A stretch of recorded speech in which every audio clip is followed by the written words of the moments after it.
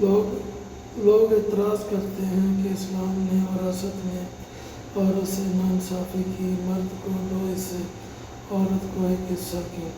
آج میں آپ کو قرآن سے بھی جواب دوں گا اور حضرت علی رضی اللہ عنہ کا وہ جواب بھی سناؤں گا جو 1400 سال سے ہر سوال کا جواب ہے۔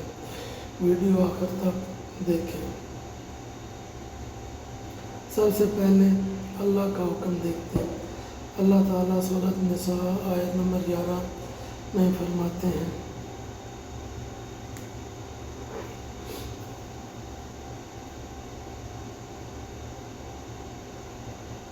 ترجمہ: اللہ تمہیں تمہاری اولاد کے بارے میں وصیت کرتا ہے کہ مرد کا حصہ 2 عورتوں کے برابر ہے۔ اب سوال یہ ہے کہ اللہ نے ایسا کیوں کیا؟ کیا یہ ناانصافی ہے؟ نہیں بھائی، یہ عین عدل ہے۔ وجہ نمبر 1، مالی ذمہ داری۔ اسلام میں گھر کا سارا خرچہ، بیوی بچوں کا نفقہ، والدین کی خدمت سب مرد کے ذمہ ہے۔ عورت پر 1 روپیہ خرچ کرنا بھی فرض نہیں۔ اس کا سارا وراثت کا مال 100% اس کا اپنا ہے۔ نمبر 2، مہر اور شادی کا خرچہ۔ شادی میں مہر کون دیتا ہے؟ مرد۔ گھر کون بناتا ہے؟ مرد۔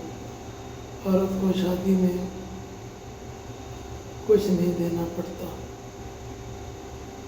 وجہ نمبر 3، مکمل تحفظ۔ عورت کو 1 حصہ وراثت میں ملا۔ باپ کی کفالت، بھائی کی کفالت، شوہر کی کفالت، مطلب عملی طور پر عورت کے پاس زیادہ سیکورٹی ہے۔ اب آتے ہیں حضرت علی رضی اللہ عنہ کے جواب پر۔ ایک شخص نے آ کر حضرت علی سے پوچھا، یا امیر المومنین، اللہ نے وراثت میں عورت کو آدھا کیوں دیا؟ تو حضرت علی نے فرمایا، اللہ نے مرد پر 4 بوجھ ڈالے ہیں جو عورت پر نہیں ہے۔ نمبر 1، جہاد میں جان دینا۔ نمبر 2، نفقہ دینا۔ نمبر 3، دیت ادا کرنا۔ نمبر 4، غلام آزاد کرنا۔ اس لیے اللہ نے مرد کو ڈبل حصہ دیا۔ یہ ظلم نہیں ہے، یہ حکمت اور عدل ہے۔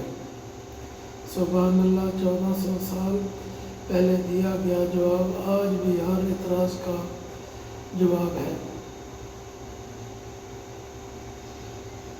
تو دوستو، سمجھ آئی؟ اسلام نے عورت کو کم نہیں دیا، اسلام نے عورت کو ذمہ داریوں سے آزاد کر کے عزت دی ہے۔ اللہ کا ہر قانون حکمت سے بھرا ہے، ہمیں بات سمجھنے کی ضرورت ہے۔